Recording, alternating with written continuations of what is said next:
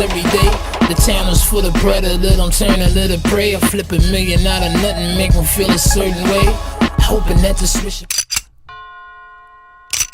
What's good, y'all? FISK Vegas, the hardest voice of sports. Go ahead, hit that like button and subscribe to the FISK. You know why you at it. Y'all know what time it is. If you ain't with it, you best get with it. Now let's rock. Listen, hit that sub button.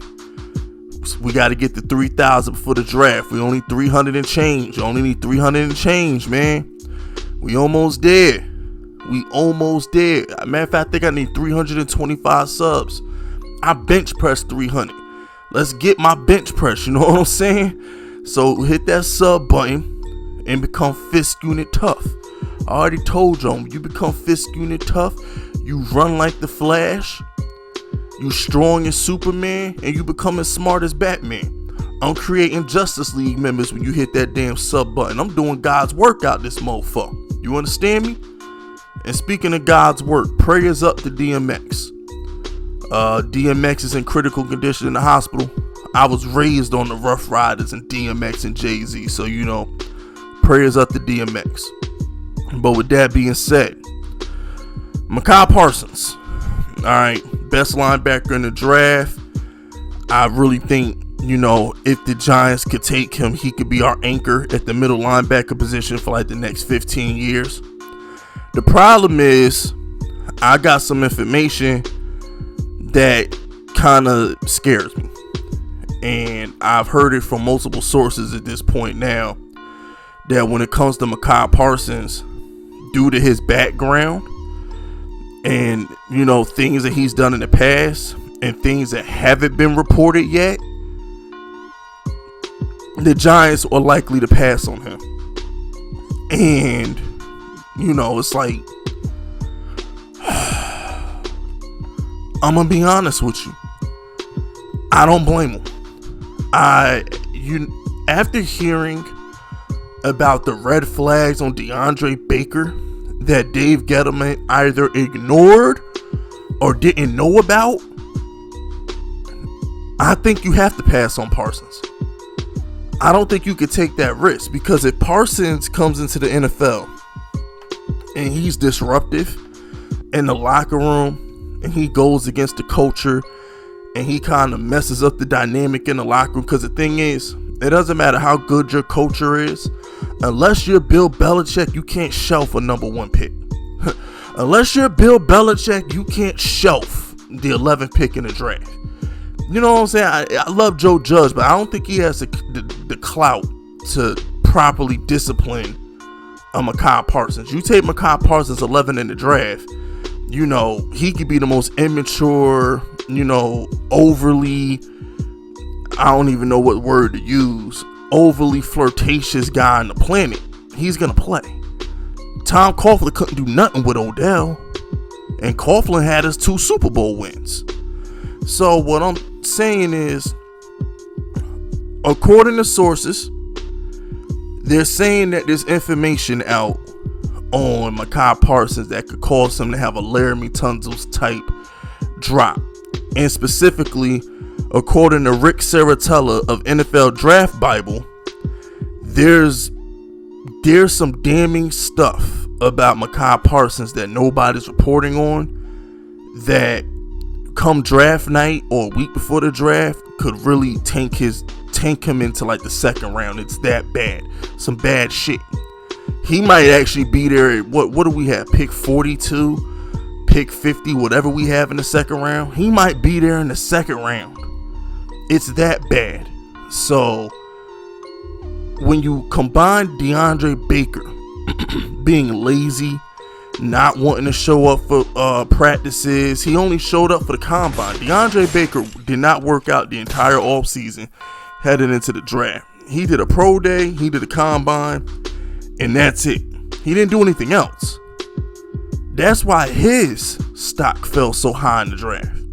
So, and then you combine the fact that how lazy he was, how he didn't like the work, he didn't like the study. Dave Gettleman ignored those issues. And even though DeAndre Baker was found innocent of all charges, There's still a black eye on the Giants organization. Dave Gettleman traded up to get DeAndre Baker. He got hit with a gun case and we had to let him go. So what I'm saying is, the boy Micah Parsons could turn a new leaf. Micah Parsons can be an angel at this point. But because of the DeAndre Baker pick, and because of how we got rid of Odell, because of how we got rid of Jack Rabbit for calling somebody a retard on Twitter, because of the example that we have set with this organization the past 2 seasons, I don't think we can take Micah Parsons. Keeping it 150,000 with you, I really don't think we can take him.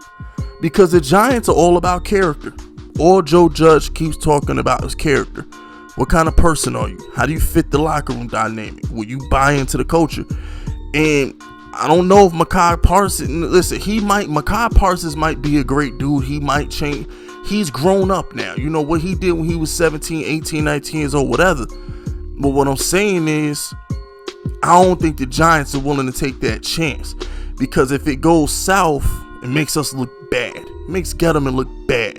It makes Joe Judge, who can do no wrong right now. Joe Judge is literally walking on water right now in the eyes of Giants fans. It will make him look bad. Because now the aura of invincibility that Joe Judge has in the eyes of Giants fans would go out the window if we draft Micah Parsons and he's an issue in the locker room. You feel me? Because I speak for all Giants fans when I say this. Whatever lack of trust we have in Dave Gettleman, we make up for it in faith in Joe Judge. You know, there's a running joke in the Giants community amongst Giants fans that whenever it's wrong, it's Gettleman's fault. Whenever it's right, it's Joe Judge's fault. I mean, you know what I'm saying? Joe Judge gets the credit, none of the blame. Gettleman gets all the blame, none of the credit. So, I don't think the Giants are going to take him. Even if Micah Parsons there, I think they pass. I think if it comes down to Micah Parsons or offensive player, they're going to take that offensive player. I think they'll reach for that USC guard, Vander Esch, whatever his name is, vice versa. I forgot his damn name. But the lineman from USC, I think they will rather reach and draft him before they take Parsons. Largely because it's the character issues. Why take a chance? If you're Dave Gettleman, do you want to have 2 on your resume? You want to have DeAndre Baker and Micah Parsons on your resume if something goes bad? Now, granted, I'm going off information that they said has not come out yet.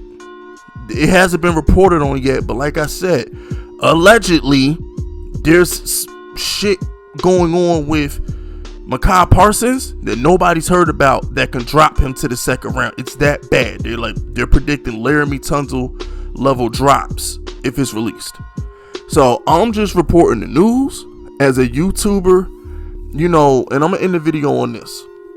One thing you have to understand as a YouTuber, and if there's any beat writers or any NFL analysts watching this video, if you're still tuned in and haven't turned me off yet, what you have to understand is it's my job to report the news to the people who don't read y'all shit. You know, that's my job. You know what I'm saying? Not everybody reads the beat reporters. Not everybody goes and clicks on ESPN and reads an article. It's my job to take y'all information and report it to them in a form of media that they digest on a daily basis. So that's my take on it. So y'all might be like, well, you take 5 sentences out of a whole report and you do an 8-minute video on it. No, that's the headline. I summed it up and I gave it to the people the way they want to hear it. But anyway, that's it. That's all. That's not a shot at anybody. I'm just throwing that out there. But that's it. That's all. Subscribe to the unit if you're rocking with me. My name is FISK Vegas and I approve this message.